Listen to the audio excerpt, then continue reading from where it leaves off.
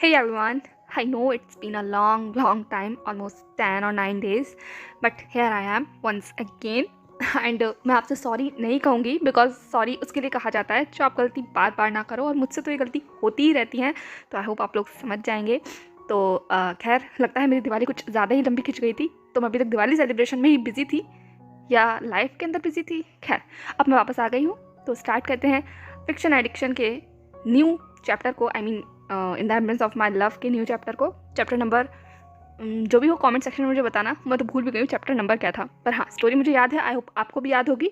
तो last episode हमने छोड़ा था जब जान और इबो ने एक पैशनेट नाइट को स्पेंड किया था उनकी 5th एनिवर्सरी के सेलिब्रेशन में, और उस पैशनेट नाइट के बाद मैं बस गायब हो गई 10 दिन के लिए या 9 दिन के लिए, लेकिन अब मैं वापस आ गई हूँ। तो स्टार्ट करते हैं आज का part. Bare naked chest, delicate body एक दूसरे के साथ टेंगल्ड उस बड़े से किंग साइज बेड पर, जिसके ऊपर उनका लास्ट नाइट पैशन दिखाई दे सकता था या कोई भी समझ सकता था। पूरे रूम में भी इस वक्त वही एटमॉस्फेयर था, स्मेल थी, या ये कहो जान और इबो का लव था जो इस वक्त शायद हवाओं में तैर रहा था, जैसे कि उन दोनों की सांसें जो कि बहुत धीमी थी और एक दूसरे के कंधे के ऊपर थी। इबो ने जान की चेस्ट के ऊपर अपना सर रख रखा था। जान बहुत थका हुआ था इसीलिए वो सो गया था, पर इबो एक टक जान को निहार रहा था। सुबह के लगभग 5 से 6 बजे का समय हो रहा था। धीरे धीरे कर सूरज आसमान में आंखें खोल रहा था और इबो बस एक टक जान को निहार रहा था। जान की वो लॉन्ग आईलैशेस, उसकी वो pointy nose, beautiful and kissable lips, और उसके लिप्स के नीचे वो इतना ज़्यादा अट्रैक्टिव मोल जिस पर जब भी इबो की निगाह जाती है वो बस ठहर जाता है, जैसे कि वो अभी ठहरा हुआ है। उसने सॉफ्टली और जेंटली जान के पूरे आउटलाइन के ऊपर, उसके फेस के उस जेंटल फीचर्स के ऊपर अपने टिप्स को फहराना शुरू किया। जैसे जैसे वो जान को टच कर रहा था, जान बस सहर रहा था, और उसका ऐसा जो बॉडी मूवमेंट का चेंज था वो इबो के फेस के ऊपर एक स्माइल लाने के लिए काफ़ी था। इबो ने जान के बालों को हल्के से उसके कान के पीछे टक किया और जान बस एक करवट पलट लेता है, पर इबो तुरंत जान के ऊपर किसी क्लिंगी किटन की तरह चढ़ जाता है। वो जान के कानों में कहता है, जान ने कहा, इबो बस please, not no no I mean I want to sleep man, please I want to sleep. ये कहते हुए जान ने करवट पलट ली थी और इबो को बस दूर धकेल दिया था क्योंकि वो परेशान हो चुका था। वो बहुत देर से जान को ऐसे ही टीज कर रहा है। रात काफ़ी नहीं थी कि इबो इस मॉर्निंग में भी जान को बस सिर्फ स्वीटली और हंग्रीली एक्सप्लॉइट कर रहा है।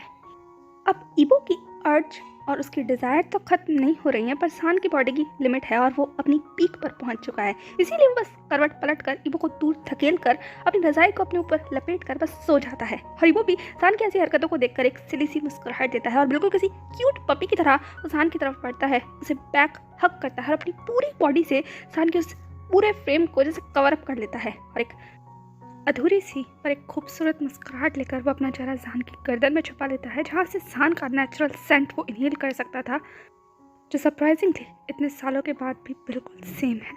इबो की आंखें भारी हो जाती हैं और देखते ही देखते वो कब जान की उस गर्माहट में सो जाता है इस बारे में उसे ही ख्याल नहीं होता।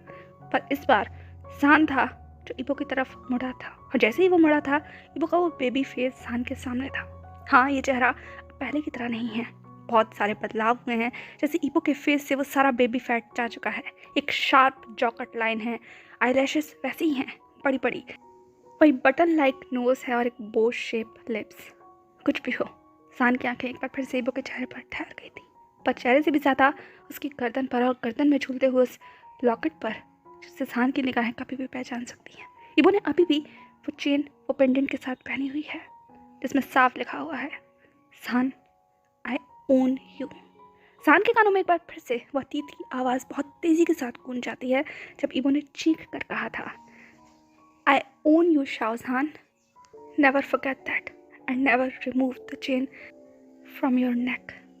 जान ने इन आवाज़ों को सुना, इबो के उस चेहरे को भी बहुत बार याद किया था, पर अब इबो के पास तो जान का वो हिस्सा है, पर जान की गर्दन में इबो की वो चेन नहीं है। पर शायद जिसके पास है जान उसके लिए खुश है। जान अपनी आंखों में उन आंसुओं को लेकर इबो को बस हक कर लेता है और उसके सीने पर सर रख कर कब वो सो जाता है इस बारे में उसे ही एहसास नहीं होता। अब लगभग 3 घंटे के बाद घड़ी में लगभग 8 बजे का समय हो रहा था। दोनों गहरी नींद में थे, पर तभी अचानक से इबो का साइड ड्रॉवर में रखा हुआ फ़ोन बजने लगता है। स्टार्टिंग में तो इबो ने उसे इग्नोर किया, पर फ़ोन लगातार बज रहा था, तो एट लास्ट फाइनली इबो ने कर्स करते हुए अपना फ़ोन पिक कर ही लिया, क्योंकि उसे डर था कि जान जाग जाएगा। और जैसे ही उसने अपनी फ़ोन की स्क्रीन पर देखा वो लगभग और 2-3 गालियाँ देने लगा क्योंकि सामने किसी और का नहीं बल्कि जियांग चैन का नाम शो हो रहा था। इबो ने अपने फ़ोन को साइलेंट किया एंड तुरंत दबे पाँव वो कमरे से बाहर निकल आया था क्योंकि जहान धीरे धीरे कर करवट पलट रहा था। अगर इबो वहीं बात करता जहान की नींद डेफिनेटली टूट जाती। खैर इबो कॉरिडोर में चलता हुआ फाइनली नीचे उतर आता है और फ़ोन पर बात करना शुरू करता है। उसने चीखते हुए कहा, व्हाट द हेल चैंग, क्या क्या दिक्कत क्या है तुम्हारी? हाँ, अगर मैं फ़ोन नहीं उठा रहा हूँ बस। बल्कि वो और चिल्लाकर और भी कुछ कहता चैंग से। चैंग ने कहा, you have to go China. इबो एकदम से रुक गया। वो बड़ी सी खिड़की के सामने खड़ा हुआ था जहान के ड्राइंग रूम में। इबो ने कहा, क्या कहा तुमने? चैंग ने एक डीप वॉइस में कहा, तुम्हें चाइना लौटना होगा। इबो की पकड़ उसके फ़ोन पर टाइट हो गई थी। उसने अपनी लगभग हार्श वॉइस में कहा, I don't want to go back. Chang ने कहा, इबो मैं मजाक नहीं कर रहा हूँ और आई होप तुम जहान की वजह से वो चीज़ नहीं भूल गए होंगे जो तुम्हारी जिम्मेदारी है, रिस्पॉन्सिबिलिटी है। आई होप तुम्हें डेट याद है। इबो का दिमाग एकदम से जैसे हिल गया हो। 24 नवंबर, उसने धीमी आवाज़ में कहा। चैंग ने कहा, 24 नवंबर इबो तुम्हें लौटना होगा। इबो ने कहा, पर चैंग ने कहा, you have no option and किसी के पास भी नहीं है। चाइना जाओ, अपनी रिस्पॉन्सिबिलिटी को पूरा करो, तुम्हारे डैड यही चाहते थे। इबो ने कहा, आई डोंट। चैंग ने कहा, इबो यहाँ मैं किसी सिली से बात नहीं कर रहा हूँ या फिर मैं अपने दोस्त से बात नहीं कर रहा हूँ। वाइस प्रेसिडेंट लान कॉरपोरेशन के सीईओ लान वांग जी से बात कर रहा है। ये कहो, लान वांग इबो से बात कर रहा है। तो go back to your home town and pay respect to your dad. I think वो ये डिजर्व करते हैं Ibo. Please go there, that's it and don't worry. यहाँ के हेड मैनेजर को मैंने सब कुछ समझा दिया है। मैं और ज़ीही भी बस निकलने वाले हैं। आई थिंक 2 दिन में हम भी निकल जाएंगे। तुम्हारे लिए तुम्हारा प्राइवेट जेट तैयार करा दिया है। तुम्हारी फियांसे को भी इन्फॉर्म कर दिया है। लान कॉर्पोरेशन के सभी मेजर शेयर होल्डर्स को भी इन्फॉर्म कर दिया गया है और हाँ, सेक्रेटरी जो को भी, जियांग को भी इन्फॉर्म कर दिया है। तो सब लोग 24 नवंबर को ऑडिटोरियम में इकट्ठा होंगे। आई होप तुम लेट नहीं करोगे। इबो ने गल्प करते हुए कहा, तुम्हारी बात हुई है लूसी से? चैंग ने कहा, साथ ही चैंग ने फ़ोन ऑफ कर दिया था। मैंने उसे इन्विटेशन दे दिया है। ऐसा खड़ा रह गया। इनफैक्ट सामने से उसका कॉल आया था। वो तुमसे ज़्यादा रिस्पॉन्सिबल है और इस चीज़ों को वो तुमसे ज़्यादा ध्यान रखती है। तुम्हारे डैड की वो तुमसे ज़्यादा फिक्र करती है। एटलीस्ट तुम्हारे उस भगोड़े लवर की तरह तो नहीं है। जैसे ही चैंग ने कहा, एक इबो ग्रॉल कर उठता है। उसने कहा, mind your tongue and mind your fucking business Chang. Chang ने कहा, मैं अपने फकिंग बिजनेस को ही माइंड कर रहा हूँ। That's why I remind you अपनी ड्यूटी करो, ओके? और मैं तुम्हारे और तुम्हारे लवर, तुम्हारी मेस्ड अप लव लाइफ के बारे में या तुम्हारे उस एक्स्ट्रा अफेयर के बारे में कोई बात नहीं करना चाहता। बस ये कहना चाहता हूँ, जहान को मीडिया से दूर रखना ये तुम्हारे लिए ही फ़ायदे का सौदा होगा, क्योंकि अभी मीडिया इस वक्त बहुत अलर्ट मोड पर है। तुम्हारे डैड की एनिवर्सरी है, लान कॉर्पोरेशन की एनिवर्सरी है and there are so many things on 24 November, 23 November and 25 November. तो इस वक्त मीडिया के अंदर लान कॉर्पोरेशन का अप्रोर मचा हुआ है and in fact most awaited couple को साथ देखने के लिए भी बहुत से लोग बेताब हैं। और इस बीच में तुम ये नहीं चाहोगे कि तुम्हारा कोई अफेयर बाहर आ जाए और जो एक पल में वायरल हो जाए। आई थिंक सान भी नहीं चाहेगा। तो बेहतर है वो एक बार फिर से मीडिया की हेडलाइन बने। उससे अच्छा तुम वहाँ से बाहर निकलो और अपनी ड्यूटी को करो। एटलीस्ट तुम्हारे डैड ये तो डिजर्व करते ही है ना। उनके आखिरी वक्त पर तो तुम उनके साथ थे नहीं, पर अब तो तुम उन्हें रिस्पेक्ट शो कर ही सकते हो ना। तब तो उनका बेटा बन नहीं पाए, सिर्फ सान के लवर बनकर रह गए, पर अब तो उनका बेटा बन जाओ। एक डिसअपॉइंटेड भरी टोन में चैंग अपना फ़ोन काट देता है और ये वो बहुत देर तक वहीं ऐसा खड़ा रह जाता है। उसके कान में चैंग के शब्द बिल्कुल किसी स्विंग की तरह चुप रहे थे और उसके दिल में दर्द हो रहा था, बहुत दर्द। बहुत सारे फ्लैशेस थे उस हार्ट रेंचिंग पास्ट के जिसे इबो बिल्कुल याद नहीं करना चाहता। वो बस उन्हें इरेज कर देना चाहता है, पर वो जख्म है, वो कहीं नहीं जाएंगे, वो जानता है। और बेशक आज लान वांग इबो कितना ही बड़ा नाम क्यों ना हो, पर इबो जानता है वो सिर्फ एक फेलियर है। फेलियर अपनी ज़िंदगी के उन चुनिंदा शख्स को भी कब प्रोटेक्ट नहीं कर पाया जिसे वो अपनी जान से भी ज़्यादा प्यार करता था, और आज दोनों ही उसकी ज़िंदगी में होते हुए भी नहीं है। इबो ने बस सामने की तरफ देखा, दूर तक, पर उसकी आंखें खाली थी, पूरी तरीके से खाली, ब्लैंक। लगभग आधे घंटे के बाद इबो रूम में वापस लौटता है और कोई भी उसके चेहरे को देखकर ये तो बता सकता था कि समथिंग इज फिशी, या समथिंग इज डिफरेंट, या समथिंग मिसिंग। इबो के चेहरे पर वो मुस्कुराहट नहीं थी, आंखें ब्लैंक लग रही थी, एक्सप्रेशन नहीं थे, इमोशनलेस, एक वुड लाइक फीचर के साथ जैसे ही ईबो रूम के अंदर एंटर होता है, जान बस अभी भी शावर लेकर बाहर आया था और बस ईबो को देखने लग जाता है। उसने एक चेयरिंग वॉइस में विश किया, गुड मॉर्निंग ईबो। पर ईबो का ध्यान नहीं था तो वो बस चलते चलते आगे बढ़ गया। जान ने कहा, हे ईबो अब जाकर रुकता है। उसने जान की तरफ मुड़कर देखा तो जान ने एक बहुत ही लाइट पिंक कलर की टी शर्ट को डाला हुआ था। उसके बालों से अभी भी पानी टपक रहा था और साथ में उसके ट्राउजर पैंट वो भी बनी थीम वाले थे। जान एक क्यूटी, एक बिल्कुल मफिन की तरह लग रहा था, जिसे देखकर ईबो की आंख फ्लिंच तो करी थी पर इस वक्त उसके अंदर कोई डिजायर नहीं थी। जान को ऐसे देखकर भी उसके अंदर कोई डिजायर नहीं उठी और वो बस जान को ऐसे ही देखने लगा।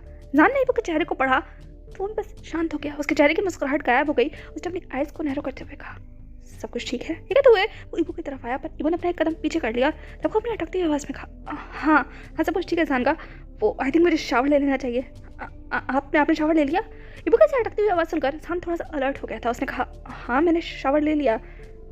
आई थिंक सब कुछ ठीक है ना ईबो? ईबो ने कहा, हाँ डेफिनेटली, वो बस मैं ही सोच रहा था हमने शावर नहीं लिया ना। आई मीन मैं भी मैसी हूँ, शावर ले लेता हूँ इससे पहले कि ईसा घर पर आ जाए और हम लोगों को ऐसे देख ले, है ना। बहुत सारे मार्क्स हैं जान का, आपकी नेक पर भी हैं, तो आई थिंक आपको हुडी डाल लेना चाहिए। ये कहते के साथ ही वो जान के हाथ में से टॉवल लेता है और बस बाथरूम की तरफ बढ़ जाता है और जान बस वहीं ऐसे ही स्टंट खड़ा हुआ देखता रहता है। उसने अपने मन में कहा, इसे क्या हुआ है? ठीक है तो ईबो को बहुत देर तक देखता रहता है और वहीं दूसरी तरफ ईबो बहुत रेस्टलेस हो गया था। वो जान को भी फेस नहीं कर सकता था। ये कहो उसके अंदर के जो इमोशंस थे वो इस वक्त उस पर हावी हो रहे थे, इसलिए वो बस अपना आंखें बंद कर सर दीवार से टेक लेता है और बहुत देर तक वहाँ ऐसे ही खड़ा रहता है। जान भी बाहर वेट कर रहा था। लगभग 10 मिनट के बाद भी जब जान को अंदर बाथरूम से कोई शावर की आवाज़ नहीं आती तो उसने फाइनली डोर पर नॉक करते हुए कहा, ईबो ईबो तुम शावर ले रहे हो ना? ईबो एकदम से जहन से बाहर आया। उसने कहा, हाँ जान का, मैं शावर ले रहा हूँ। जान ने कहा, बिना टैप ऑन किए हुए? ईबो को अब ध्यान आया था कि उसने तो टैप ऑन ही नहीं किया। उसने तुरंत चिल्लाते हुए कहा, नो कहा, मैं ऑन कर रहा हूँ, मैं बस ऑन कर रहा हूँ। जान ने कहा, तुमने अपने कपड़े भी नहीं लिए हैं? ईबो को ये भी ध्यान आया कि हाँ उसने कपड़े भी नहीं लिए हैं। ईबो ने कहा, वो बस मैं। जान ने कहा, डोंट वरी, आई थिंक तुम थोड़ा डिस्टर्ब हो। किसका कॉल था? चलो खैर मैं इस बारे में बात करता हूँ। तुम्हारे बाहर मैंने कपड़े रख दिए हैं, तुम लोगे या फिर? ईबो ने कहा, रख दीजिए जान का, मैं बाद में ले लूँगा। जान ने कहा, ओके ग्रेट, ठीक है तो मैं नीचे जा रहा हूँ ब्रेकफास्ट बनाने के लिए, हम फिर बात करेंगे, ओके? ईबो ने कहा, ओके थैंक्स टू अंडरस्टैंड। ठीक है तो ईबो ने एट लास्ट शावर ऑन कर लिया था। जान वहाँ कुछ देर तक रुकता है लेकिन फिर वो फाइनली रूम से बाहर आ जाता है क्योंकि वो समझ गया था कि वो भी बात नहीं करना चाहता और जान भी पुश नहीं करना चाहता। बिकॉज एक बात जान बहुत अच्छे से जानता है, दे वर क्लोज, बट अभी भी एक इनविजिबल वॉल है जिसको ना ही तो ईबो पार कर रहा है और ना ही जान। और इसी वॉल को मेंटेन करते हुए जान जैसे ही कमरे के अंदर दाखिल होता है नीचे, वो पूरे रूम का हाल देखकर एक बार फिर से बस सन्न रह जाता है। कल रात को तो उस पूरे मस्ती के अंदर वो भूल गया था, लेकिन अब जाकर रियलिटी सामने है और घर सच में मेस्ड है। जान ने एक लंबी सांस ली, अपनी स्लीव्स को ऊपर किया और बिल्कुल पोलाइटली वो घर को साफ करने लगा। And definitely it's not an easy task. और इस चीज़ ने जान को एक लेसन दे दिया था कि आज के बाद कुछ भी हो जाए, जान कभी भी ईसा और ईबो को एक साथ इस घर में नहीं छोड़कर जाएगा। बेशक उसे सुजन को यहाँ पर रोकना पड़े, ड्यूटी लगाने पड़े, पर जान कभी ईबो और ईसा को साथ इस घर में छोड़ने का रिस्क नहीं ले सकता। पता नहीं अगली बार उसे अपना घर मिलेगा भी या नहीं। खैर, drawing room, balcony, kitchen, washroom, इन सबको साफ करने के बाद एट लास्ट जान ब्रेकफास्ट बनाना शुरू करता है। एंड ट्रेमेंडसली 1 घंटे के बाद सब कुछ ऑलमोस्ट रेडी हो गया था और ईबो भी नीचे आ गया था। जान एक टेबल पर ब्रेकफास्ट रखते हुए कहा, oh you take lot of time. हाँ ठीक है तो जान ईबो को देख रहा था पर ईबो के फेस पर कोई एक्सप्रेशन नहीं थे। वो बस चेयर पर आकर बैठ जाता है। उसने जान की तरफ देखते हुए कहा, हाँ सॉर्ट ऑफ। और ये कहते हुए अपना फ़ोन निकाल कर कुछ टाइप करने लगता है। जान ने देखा ईबो को, वो कैसे इग्नोर कर रहा है। जान ने कहा, ईबो आई मीन सब कुछ ठीक है? ईबो ने कहा, हाँ सब कुछ ठीक है। ये कहते हुए उसने अपना फ़ोन बंद किया और अपने सामने रखी हुई प्लेट की तरफ देखने लगा जिसमें हाफ फ्राइड ऑमलेट था, बिल्कुल वैसा ही जैसा ईबो खाना पसंद करता था। ईबो बहुत देर तक उस प्लेट को ऐसे ही देखता रहता है। जान थोड़ा नर्वस हो गया था। उसने अपनी हेसिटेट वॉइस में कहा, मैंने वैसे ही ट्राई करने की कोशिश की जैसे तुम खाते थे। बहुत लंबा वक्त हो गया ना, ऐसा बनाया नहीं है, वो तुम्हें पसंद आएगा। ईबो ने जान की तरफ देखा। जान के फेस पर वो नर्वसनेस साफ नजर आ रही थी ईबो के अप्रूवल के लिए। पर ईबो ने उस सारी नर्वसनेस को या जान के उस सारे एफर्ट को बिल्कुल नजरअंदाज कर दिया और सामने से एप्पल को उठाते हुए कहने लगा, सॉरी जान का, बट मैंने ये खाना छोड़ दिया है। आपके एफर्ट्स। जान ने कहा, कोई बात नहीं वो तुम फ्रूट्स खाना चाहते हो तो मैं काट कर देता हूँ। ईबो ने कहा, नो मैं ऐसे ही खा लूँगा, डोंट वरी। कोई फ़र्क नहीं पड़ता। लेकिन तो वो खड़ा हो गया। जान ईबो के उस बिहेवियर में चेंज को महसूस तो कर पा रहा था, पर समझ नहीं आ रहा था इसे कैसे डील करना चाहिए, टैकल करना चाहिए, क्या पूछना चाहिए, क्या कहना चाहिए, एंड मोस्ट इम्पॉर्टेंटली वो किस हक से ईबो से पूछे। वो इसी उधेड़बुन में था तभी ईबो ने अपनी ठंडी आवाज़ में कहा, मैं थोड़े कॉल करने जा रहा हूँ, आई मीन कुछ मेल्स करने हैं, तो मैं ड्राइंग रूम में बैठा हुआ हूँ, आपको कुछ काम तो नहीं है? जान ने ईबो की तरफ देखा, उसने बस अटकती हुई आवाज़ में कहा, नहीं मुझे कोई काम नहीं है, ब्रेकफास्ट तो तुम कर नहीं रहे। पर ईबो ने कहा, ओके मैं जा रहा हूँ। जान की पूरी बात खत्म हुए बगैर ही ईबो आगे बढ़ गया था और जान बस उसे ऐसे ही देखता रहा।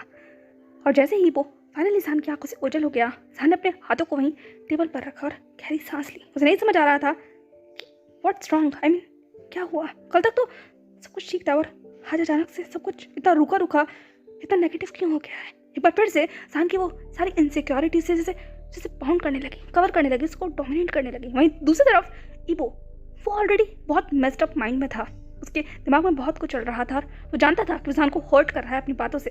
उसका वो रूड बिहेवियर कहीं ना कहीं जान को इफेक्ट करेगा, पर वो अभी जान को डील नहीं करना चाहता, ये को जान को भी देखना नहीं चाहता। ये करेक्ट वर्ड होगा, क्योंकि जान की वजह से ईबो ने जो खोया है वो बहुत गहरा है, उसका निशान इतनी आसानी से नहीं जाएगा। इसीलिए वो बस बाहर आ गया था ठंडी सांस लेने के लिए। वो बैल्कनी में बैठ जाता है और बहुत देर तक वैसे ही सामने देखता है। और वहीं दूसरी तरफ जान पूरे रूम को क्लीन कर वो अनटच्ड ब्रेकफास्ट फ्रिज के अंदर वापस रखकर वो ईसा के रूम में चला जाता है। अब अगले 2 दिन तक भी ऐसा ही माहौल था घर के अंदर। जान के पूरे एफर्ट्स थे, लंच, ब्रेकफास्ट, डिनर, ईबो से बातें करना, उसको अप्रोच करना, माहौल को बिल्कुल किसी होमली वाइब की तरह रखना। जान पूरे एफर्ट्स कर रहा था, ईबो भी कर रहा था, ऐसा नहीं है, बट ईबो की तरफ से वो नाराज़गी, वो कोल्ड शोल्डर, वो बस एक चुप्पी जान को खा रही थी, अंदर ही अंदर खा रही थी। बट कुछ भी हो, ईसा को एक घर मिल गया था, एक ऐसा घर जिसके अंदर 2 लोग नॉर्मल पेरेंट की तरह इस वक्त बिहेव कर रहे थे, ईसा के लिए 2 पेरेंट की तरह। तो ईसा खुश था उस हैप्पी फैमिली एनवायरनमेंट से, क्योंकि एटलीस्ट ईबो और जान के बीच की केमिस्ट्री कैसे भी हो, इक्वेशन कैसे भी हो, पर ईसा के साथ उनकी केमिस्ट्री इक्वेशन टॉप 101% चल रही थी। जान अपना पूरा एफर्ट ईसा की तरफ दे रहा था, उसका टाइम स्पेंड कर रहा था। इन पूरे हॉलीडेज़ में उसने ईसा को बहुत पैम्पर किया, जस्ट लाइक ईबो भी ईसा को बहुत पैम्पर कर रहा था। और इन कुछ दिनों में ईसा और ईबो के बीच की जो दोस्ती थी, जो रिलेशन था, वो और ज़्यादा गहरा हो रहा था। ईसा के साथ खेलना, उसके साथ बातें करना, उसे बेड टाइम स्टोरीज सुनाना, उसके साथ बस ऐसे ही रैंडमली हाथ पकड़कर चलना, ये सब कुछ ईबो के रूटीन में आ गया था। पिछले कुछ दिनों में जो दिन ईबो ने यहाँ इस घर में गुजारे हैं, वो जान के ज़्यादा करीब से ज़्यादा उसने ईसा के साथ करीब गुजारे हैं। खैर जो कुछ भी हो, फाइनली लगभग 3 दिन के बाद ईबो ईसा के साथ बैठा हुआ था। जान ईसा के रूम में था, वो ईसा का रूम क्लीन कर रहा था, तभी डोरबेल बजती है। ईबो का तो ध्यान नहीं पड़ गया था डोरबेल पर ईसा का ध्यान चला गया था। वो इस वक्त अपने ड्राइंग बुक में कलर कर रहा था और उसने जब नोटिस किया कि ईबो कहीं खोया हुआ है, तो उसने ईबो की तरफ देखते हुए कहा, uncle Kruger. But Ibo was lost, वो बस खोया हुआ था, डूबा हुआ था, ये कहो वो बस स्ट्रगल कर रहा था, क्योंकि अगले 2 दिन में उसे फाइनली चाहने के लिए लौटना है। और ये बात तो जान से कैसे करे समझ नहीं आ रहा था। वहीं दूसरी तरफ जब ईबो से कोई रिस्पॉन्स नहीं मिलता तो एट लास्ट ईसा खड़ा होता है एंड ईबो को वो एक बस फ्रस्ट्रेटिंग लुक देता हुआ गेट की तरफ बढ़ जाता है। और जैसे ही वो गेट खुलता है, सामने जी खड़ी हुई थी। जी ने ईसा की तरफ देखते हुए कहा, हे हाय, मुझे पहचाना? ईसा ने तुरंत एक बड़ी सी मुस्कुराहट देते हुए कहा, aunty beautiful, I know you. ये कहते हुए वो हंसने लगा। जी ने सिर्फ ईसा के बालों को रफल किया और धीमी आवाज में पूछा, क्या तुम्हारे डैड घर पर हैं? ईसा ने हंसते हुए कहा, वाओ आंटी, आज आपका गुड लक है, आज मेरे डैड घर पर हैं। ये कहते हुए वो हंसने लगा। जी ने भी बस एक टाइट सी मुस्कुराहट दी। वो घर के अंदर आती है, उसके हाथ में जो उसका गुडी बैग था वो उसने ईसा को देते हुए कहा, जिसके अंदर बहुत सारी चॉकलेट्स थी। उसने ईसा की तरफ देखते हुए कहा, ये तुम्हारे लिए। ईसा उस पूरे से बड़े हैम्पर को देखकर बस खुश हो जाता है। वहीं दूसरी तरफ अब जाकर ईबो का ध्यान उस तरफ गया था। वो बस आने ही वाला था, तभी कॉरिडोर से जी और ईसा एक दूसरे का हाथ पकड़कर अंदर आ जाते हैं। ईबो का चेहरा पूरी तरह से फक्त सफेद पड़ जाता है जी की प्रेजेंस को यहाँ देखकर। उसने बस जी की तरफ देखते हुए कहा, तुम यहाँ क्या कर रही हो? ईबो की आवाज़ कोल्ड थी, हार्श थी, इतनी हार्श कि एक पल के लिए तो ईसा भी रुक गया था। वो ईबो की तरफ देखने लगा, तभी जी ने एक टाइट मुस्कुराहट देते हुए कहा, मैं ईसा के साथ हूँ, अपनी आवाज़ पर ध्यान दो। ईबो ने कहा, ये सब कुछ छोड़ो, तुम यहाँ क्या कर रही हो? ये कहते उसने एक कदम जी की तरफ बढ़ाया, पर जी ने अपना कदम पीछे खींच लिया। उसने तुरंत ईसा की तरफ देखते हुए कहा, हे लिटिल वन, प्लीज मुझे बताओ तुम्हारे डैड कहाँ पर है? ईसा ने मुस्कुराते हुए कहा, डैड वो मेरे रूम में है, वो देखिए। ये कहते हुए उसने ऊपर कॉरिडोर की तरफ इशारा किया, हे कहो अपने रूम की तरफ इशारा किया। जी ने भी ईसा के उस डायरेक्शन को फॉलो किया और बस खड़ी हो गई। उसने ईबो की तरफ देखते हुए कहा, यहीं हॉल में रुककर ईसा का ख्याल रखो, 1 घंटे तक हमें डिस्टर्ब मत करना। ओके, ये कहते के साथ ही वो बस आगे बढ़ गई, इबो को वहीं डम फाउंडेड छोड़कर। वहीं ईजा को भी, ईजा भी बस जी को देख रहा था, फिर वो इबो को देख रहा था और इबो बस शॉक हो गया था। वो तुरंत जी की तरफ दौड़ता है। ईजा ने कहा अंकल, इबो ने ईजा की तरफ देखते हुए कहा वहीं रुको चैंप, मैं बस अभी आ रहा हूँ। ठीक है, तो वो जी की तरफ दौड़ने लगा, जो जी ऑलरेडी बहुत लंबे लंबे कदमों को लेकर अब कॉरिडोर में पहुंच गई थी, ऊपर वाले कॉरिडोर में, और इबो भी बस दौड़कर जी की तरफ जाने लगा। पता नहीं क्यों पर जी का यहाँ पर प्रेजेंस और जी का जान से मिलने जाना उसे कुछ अजीब लग रहा था। उसे बस लग रहा था कि जी कुछ ब्लंडर क्रिएट ना कर दे, या जो कुछ भी पास्ट में हुआ है वो जान को ना, बस ये सब कुछ उसके दिमाग में चल रहा था, इसलिए वो बस जी को रोकना चाह रहा था। एटलीस्ट उसे ये कहना चाह रहा था कि वो कुछ मेस्ड अप ना कर दे। पर जी वो फ्यूरियस थी, ये कहो वो बहुत ज़्यादा इस वक्त हालांकि मोड में थी, जो ना तो वो इबो की बात सुन रही थी और ना ही वो रुक रही थी। वो बस कॉरिडोर में चलती चली जा रही थी। वही दूसरा जान इस सब बातों से बिल्कुल अनजान था। वो बस ईजा का कबर्ड सेट कर रहा था, तभी उसके कमरे में एक प्रेजेंस आती है। जान को लगा ईजा होगा या इबो होगा, इसीलिए जान ने वही उस कबर्ड में से सेट करते हुए कहा, इबो ईजा क्या तुम दोनों ने नाश्ता कर लिया? आई होप तुमने कुछ मेस्ड अप। हिकट के साथ इंसान ने जैसे ही गेट की तरफ देखा, बस अपनी जगह पर स्टंट रह गया। वहीं दूसरी तरफ इबो भागता हुआ कमरे में आ गया था, पर अब ऑलरेडी बहुत देर हो चुकी थी, क्योंकि जी सान को देख रही थी। सान वक्त सफ़ेद चेहरा लिए जी को देख रहा था। एनवायरनमेंट एकदम से लो पॉइंट पर पहुंच गया हो और इबो बस स्टंट खड़ा हुआ था अपनी जगह पर। इबो इससे पहले कि अपना कदम एक और आगे बढ़ा पाता, जी ने इबो की तरफ देखा। वो कमरे के अंदर दाखिल हुई और एक थट की आवाज़ के साथ उसने दरवाज़ा इबो के मुंह पर बंद कर दिया, और इबो बस अपनी जगह पर खड़ा रह गया। उसे चिल्लाते हुए कहा, हे जी, दरवाज़ा खोलो डैम इट जी। पर जी उसने अंदर से बस लॉक कर दिया था। इबो ने बस अपना हाथ वहीं वॉल पर मारते हुए कहा, fuck Ji open the damn door. पर जी उस पर कोई असर नहीं हो रहा था। इबो के लात घुसे तेज आवाज़ वो सब फिजूल थी, क्योंकि जी इस वक्त सिर्फ जान को देख रही थी, और जान उसका पूरा शरीर जैसे एक ठंडे डर में बस तैर रहा हो। उसके हाथ पांव बस ठंडे पड़ गए थे और बस एकटक जी को देख रहा था। उसे डर लग रहा था, और वहीं बस जी जिस तरीके से, जिस निगाहों से जान को देख रही थी, जान अपना कदम पीछे कर लिया। उसने टूटी हुई आवाज़ में कहा, जी तुम यहाँ कैसे? जी ने सिर्फ एक स्मित दिया और एक बहुत तीखी सी मुस्कुराहट देते हुए कहा, तुम तो ये भी नहीं चाहते थे ना कि मैं तुम तक कभी पहुंच पाऊं। जान बस टूट गया। उसने धीमी आवाज में कहा, हाँ I'm sorry, ऐसा कुछ नहीं था। मैं बस। जान की आवाज़, उसके चेहरे के एक्सप्रेशन, उसकी पूरी बॉडी लैंग्वेज साफ ही बता रही थी वो कितना ज़्यादा डरा हुआ है, नर्वस है, और इस वक्त कम्प्लीटली एक शैटर्ड पोजीशन में है। जी को इस वक्त देखकर शायद वो उसे फेस ऑफ नहीं करना चाहता था, या कोई भी बात हो। वहीं दूसरी तरफ जी जान की हालत को एक तरफ इग्नोर करती है। जान को लगा था वो भी उस पर चिल्लाएगी, चीखेगी, पर उसके उलट जी ने जो किया वो जान को बस अपनी जगह पर जमाने के लिए काफ़ी था। जी बस एक फुल फोर्स में जान के पास जाती है और बस उसे हक कर लेती है। जान के वो टूटे फूटे से शब्द, उसकी वो आधी अधूरी बातें बस उसकी जुबान में ही रह जाती हैं। वही जी बस जान को गले लगा लेती है, बिना कुछ पूछे, बिना कुछ शिकायत करे, बिना चिल्लाए, बिना डांटे, या बिना अपना दुख जताए हुए, बिना कुछ कहे हुए, बस जान से सिमट जाती है। और वही जान, उसने इस पॉइंट पर सब कुछ एक्सपेक्ट किया था। जी का वो आउटबर्स्ट, जी का गुस्सा, जी की आवाज़ें, जी का चीखना चिल्लाना, पर ये उसने एक्सपेक्ट नहीं किया था। जी का इस तरीके से उसे हक करना जान को किसी और ही जोन में ले गया था। बस कुछ देर तक वो ऐसे ही वहाँ खड़े रहते हैं, एंड एट लास्ट जान ने भी सी को बस हक कर लिया। खामोशी में वो दोनों बिना कुछ कहे हुए भी अपने वो इमोशंस शेयर कर रहे थे। जान की आंखों से आंसू निकल आए थे। वो चाहे कितना भी रोकना चाहे, पर वो रो रहा था। सेम ऐसी ही वो भी बस रो रही थी। एट लास्ट लगभग 10 मिनट के बाद उसने जान से खुद को अलग किया, उसकी आंखों में देखते हुए कहा, मैंने तुम्हें ढूंढ लिया जान, एक बार फिर से तुम्हें ढूंढ लिया। कहते हुए सी की आंखों में जितने आंसू थे, उससे ज़्यादा उसके चेहरे पर वो एक्सप्रेशन थे जो कंप्लीट बता रहे थे कि वो कितनी शैटर्ड है अंदर से, और जान की प्रेजेंस उस पर कितना असर कर रही है। और सेम एज जान, वो भी बस ऐसे ही सी की आंखों में देख रहा था, पर ज़्यादा लंबे समय तक वो देख नहीं पाया। जैसे ही सी ने कहा, एकदम से जान फिर से टूट गया और उसने एक बार फिर से सी को हक करते हुए कहा, I'm so sorry, I know I hurt you, but सी ने कहा, no, you didn't hurt me. मेरा क्या राइट है तुम पर गुस्सा करने का, हर्ट करने का? मैं तो कोई हुई नहीं ना।